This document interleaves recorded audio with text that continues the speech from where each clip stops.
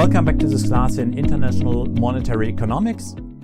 We are in chapter 18 and we were just looking at the effects of an expansionary fiscal policy on the endogenous variables of our macroeconomic model. We learned that an increase in government spending will lead to a fixed exchange rate. So the exchange rate is fixed, exchange rate does not change. The goods prices increase, so inflation is a problem, and also money supply increases. Now I would like to compute the money multiplier, and I would also like to compute the price multiplier. How can we do that? We once more need our three equations, but we have to redefine money supply in equation 8. Instead of the natural log of the sum of H and F, we are just including M here on the left-hand side. And once more, we can have a look at our endogenous and exogenous variables. Now it is the case that nominal money supply, M, is an endogenous variable in this fixed exchange rate system. And therefore, we know that the one or the other policy or the one or the other shock will have an effect on money supply. We once more have to solve the equations in a way that we have the endogenous variables on the left-hand side. The exogenous variables go to the right-hand side of these two equations. Also, therefore, it is very important to know what kind of variables are endogenous, what kind of variables are exogenous. In order to write the two equations into a system of matrices and vectors, it makes sense to sort the elements a little bit differently and include, for example, in equation 1 a 0 times m, because of the fact that equation 1 in itself does not depend on money supply. But then it's easier to switch from the two equations into matrix notation. This is performed in equation 11. We have a 1, 1 in the first column of the coefficient matrix and a 0 and a -1 into the second column of the coefficient matrix. The vector of the two unknowns consists out of the endogenous variables p and m. And then on the right-hand side in the solution vector, we find all exogenous variables. In the next step, we have to take the total differential and we write a d in front of each variable. Also here, it's pretty important to know what kind of letter symbolizes a variable and what kind of letter symbolizes a parameter. We assume that the parameters, like the Greek letters, they are constant, only the variables can change. We want to talk about an expansionary fiscal policy. So the government is increasing government spending. The variable dg is positive. The government increases government spending. All other exogenous variables are kept constant so that their changes are equal to 0.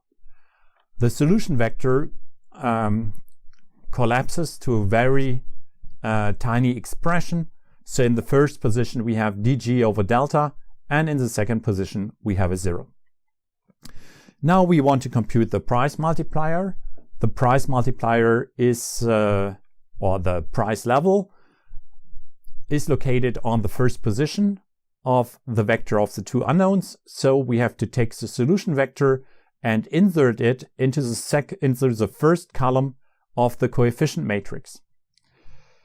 Afterwards, we have to compute the determinant of the changed coefficient matrix, and we divide it by the determinant of the unchanged coefficient matrix. Let's do that. 1 over delta dg times -1 minus the product of the side diagonal minus 0 times 0. Then we divide it by the determinant of the unchanged coefficient matrix, so 1 times -1 minus 1 times 0. So we get for the numerator of this fraction minus 1 over delta dg, and in the denominator a -1.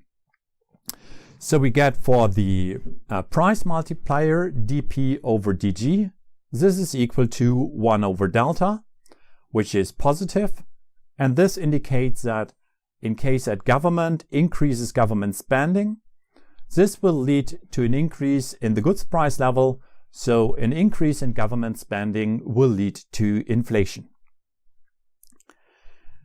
In this first step, we have computed the price multiplier. What is left is to compute the money multiplier, and we also would expect that this money multiplier is positive because we already know from the graphical solution that in case that government increases government spending, this will lead to a positive effect on money supply. Money supply will increase. Let's confirm this by computing the money multiplier on slide 26. Money supply is located on the second position of the vector of the two unknowns. Let's take the solution vector and insert this into the second column of the vector of the two unknowns. We have now to compute the determinant of the change coefficient matrix and divide it by the determinant of the unchanged coefficient matrix.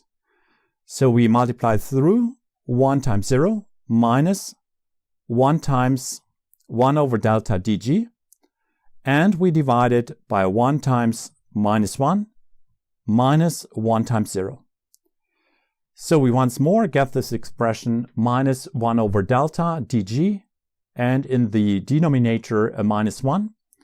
So we get for the money multiplier dm over dg, this is equal to 1 over delta, which is also positive, larger than 0. So an increase in government spending will also lead to an increase in money supply via the foreign component of money supply. Let's sum up.